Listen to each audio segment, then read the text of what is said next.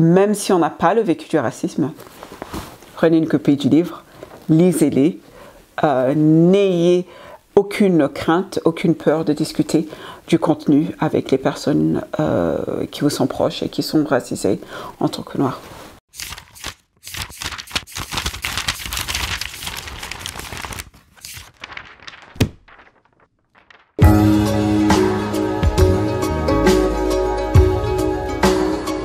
Justice.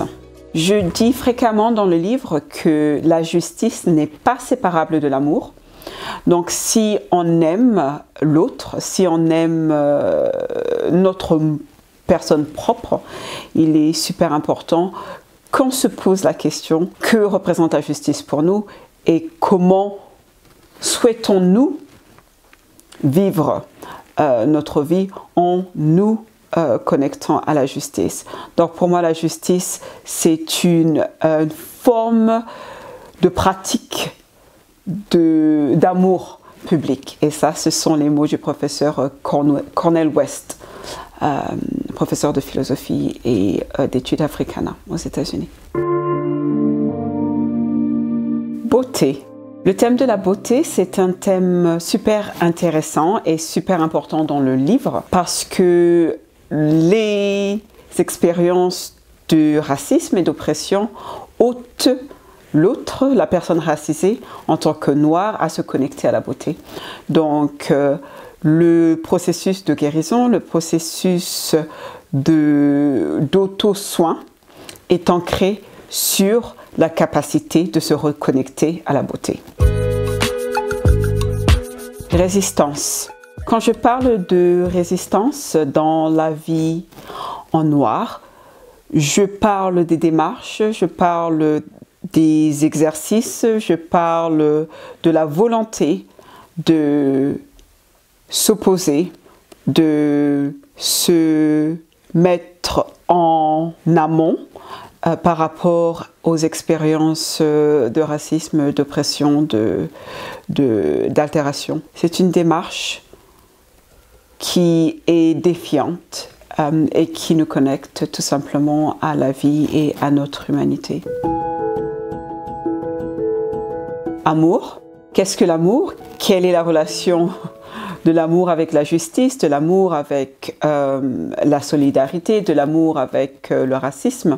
C'est-à-dire que je dis qu'il n'est pas possible d'aimer l'autre et d'aimer notre personne propre sans nous connecter à la justice. Donc pour moi, il n'est pas possible d'aimer sans vouloir réparer, sans pouvoir restaurer, sans avoir à guérir, à remettre en ordre ce qui a été bouleversé, ce qui a été déstabilisé, ce qui a été endommagé à cause des injustices et à cause de l'oppression raciale.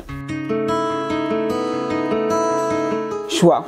En tant que thérapeute et en tant que psychologue, comme je dis maintes et une fois dans le livre, les personnes qui viennent me voir sont des personnes qui ont du mal à vivre dans la joie, à se connecter au plaisir, à se connecter à la beauté qui existe dans le monde.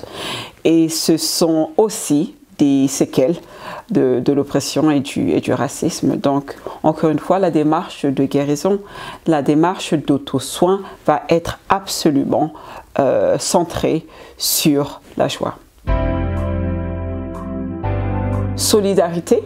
La solidarité par rapport au livre est super important. Beaucoup de gens m'ont demandé si le livre avait en tête un lecteur noir ou un lecteur blanc ou un lecteur racisé autrement.